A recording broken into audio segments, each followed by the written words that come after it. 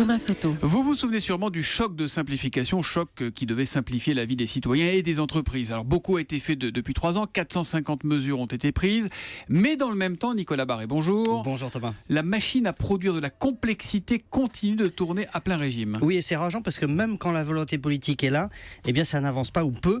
Prenez votre feuille de paye par exemple Thomas, on nous annonçait il y a 2 ans qu'elle allait être simplifiée, elle fait 40 lignes en moyenne en France, à l'étranger, en Allemagne, en Espagne, tout ça c'est plutôt autour de 15 lignes.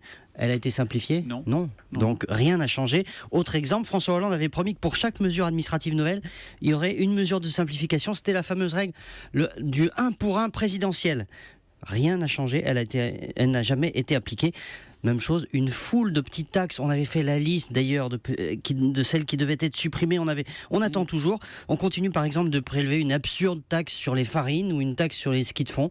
C'est ridicule, ça devait être supprimé, ça l'est toujours pas. Pourquoi ça résiste comme ça, Nicolas ? Eh ben, ce sont les administrations qui résistent malgré cette pression politique. La France, par exemple, est le seul pays au monde où toutes les entreprises doivent faire, alors là c'est vraiment ubuesque, une déclaration d'honoraires dans laquelle elles disent combien elles ont payé d'honoraires à des professions libérales. Ça représente des tonnes de papier qui finissent chaque année quelque part dans des bureaux. Mais un responsable du service de simplification m'a raconté que quand il a demandé au fisc si toute cette paperasse servait à quelque chose, on lui a répondu qu'on n'en savait rien.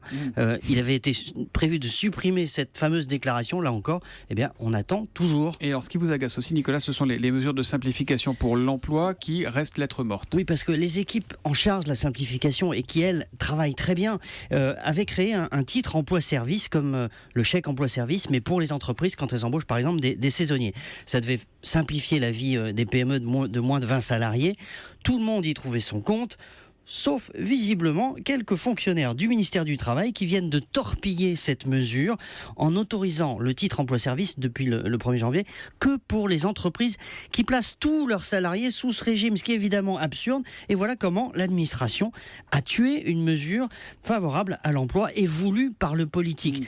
C'est ça qui est incroyable, c'est courte ligne. Alors il y a 1000 autres exemples. Même quand le politique veut simplifier, eh bien vous avez derrière l'administration qui complique, qui résiste, qui invente de nouvelles règles. Bref, la France n'est pas sortie de ce cauchemar administratif. Et ça réveille Nicolas Barré. Nicolas, directeur de la rédaction des Échos, qui signe l'édito Écho d'Europe 1 tous les matins après le journal de 8h. À demain, Nicolas. À demain.